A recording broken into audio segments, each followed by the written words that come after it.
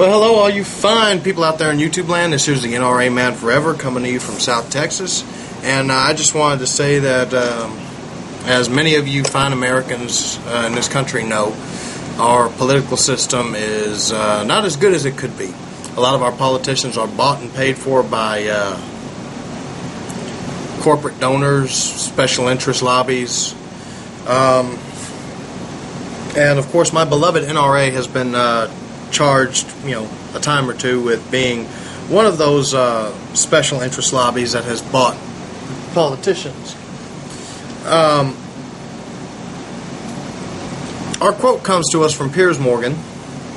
He said this on his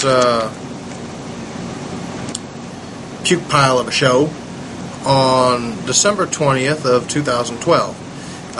He had this poignant argument to make.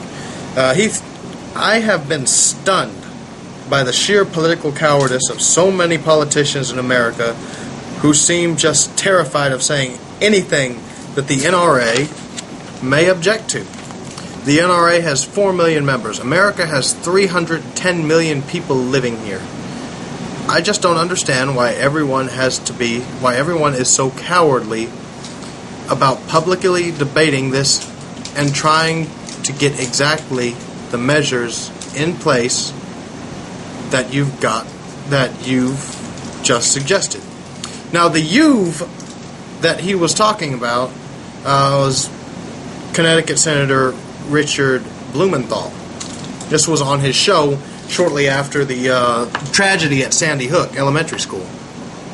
Now, first of all, even Alan Dershowitz disagrees with this charge that the NRA is all-powerful and almighty and they're the sole reason that more gun control hasn't been put into place. In fact, from his point of view, it's not the NRA's fault. It's the fault of the liberals of this country. Because, according to him, us gun guys, conservatives in general, have made, whenever the issue comes under attack, have made it priority number one. You're not touching my guns, you're not fucking with my guns. That, from his take, is what it appears. Now, on his side of the aisle, speaking politically,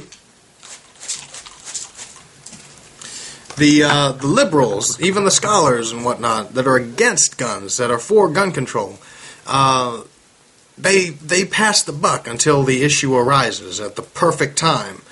90% of the time for them, it's, the 16th or 17th or 18th priority on a long list of stuff to do to make this place more like communist China. I'm sorry, I shouldn't have went there. No, I'm not, but... And all one has to do is look at the Gallup polls for just a split second. Now, Gallup is a nationally recognized polling agency. All right, their polls are used in just about everything. And they poll for just about everything. And one of the questions that they have been asking since the late 50s, every year, is whether or not people feel that handguns should be banned from private ownership and made only available to police and other authorized personnel. And it's interesting to look at the results. I have them in front of me right here. In 1959, 60% of people said yes, handguns should be banned from private ownership. I'm glad I don't live in 1959 for several reasons, to include my skin color. In 1965, that number dropped to 49%. In 1979, it dropped to 41%. In 1988, that number was down to 37%. In 1999, the number was 34%. In 2006, same poll question, the number was 32%.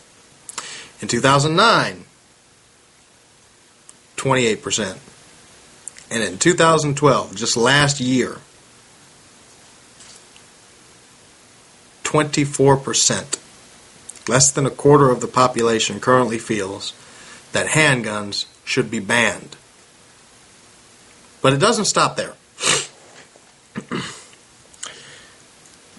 for the very same question, only instead of handguns, semi-automatic rifles, assault rifles,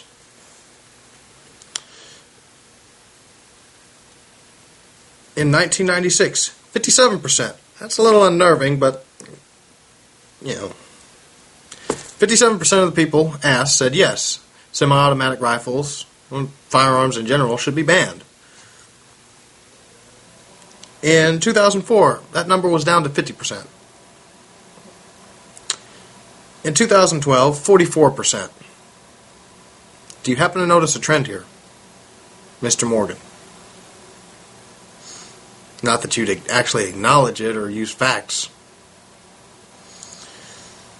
Now, the poll results for 2012 reveal that Second Amendment advocates are either in the the majority, or they're just really good at putting out actual and factual information about firearms.